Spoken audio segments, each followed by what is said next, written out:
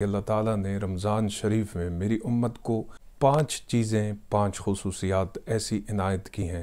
نبی کریم صلی اللہ علیہ وسلم نے ارشاد فرمایا کہ اللہ تعالیٰ نے اس سے پہلے کسی نبی کی کسی امت کو یہ خصوصیات عطا نہیں فرمائیں۔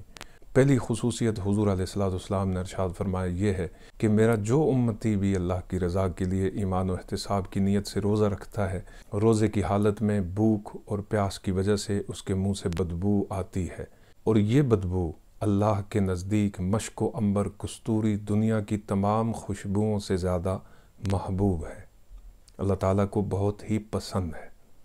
دوسری خصوصیت یہ ہے کہ روزے دار کے لیے سمندر اور دریا میں موجود مچھلیاں استغفار کرتی رہتی ہیں، یہاں تک کہ روزے دار کی افطاری تک وہ اس کے لیے دعائے مغفرت مانگتی رہتی ہیں۔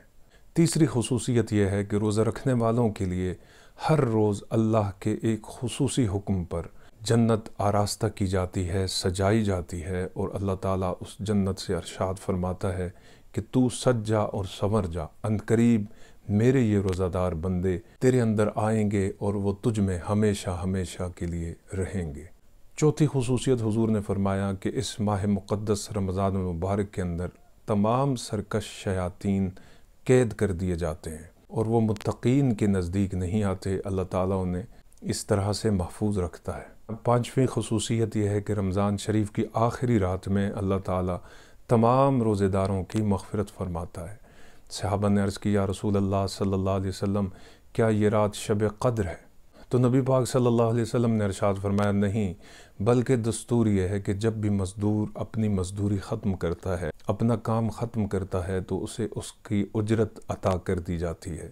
اس طرح سے اللہ رب العزت ارشاد فرماتا ہے الصوم لی وانا اجزی بہ، روزہ میرے لیے ہے اور میں ہی اس کی جزا دینے والا ہوں۔